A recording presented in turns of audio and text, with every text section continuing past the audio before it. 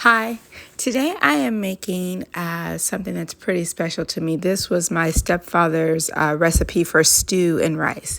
He was from Ghana, and so this was his very inexpensive recipe to feed his large family. And so we'll start with a cup of rice. We're going to prepare the rice by adding a teaspoon of salt and 2 cups of water in a pot so that we can begin cooking it.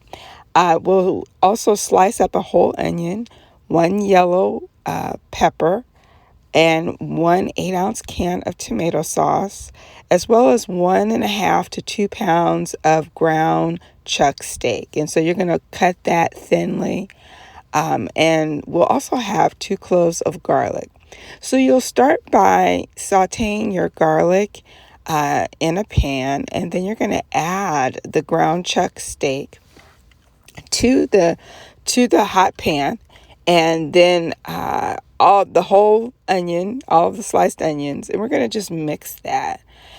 When I use the yellow pepper, I do take the seeds out and then I chop it up and add that as well to the steak and the onions that are already cooking.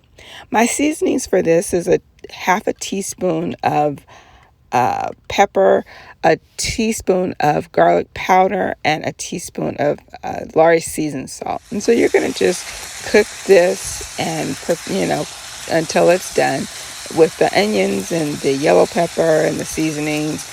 And once it's done, you can either drain the fat, or my dad used to like to keep the fat as part of the drippings for the sauce. So then you pour in your tomato sauce to the steak, and you're going to add another 8 ounces of water, and then you're going to just cover that and let that simmer. And so as it's starting to kind of bubble up a little bit, that's when I actually go ahead and cover it.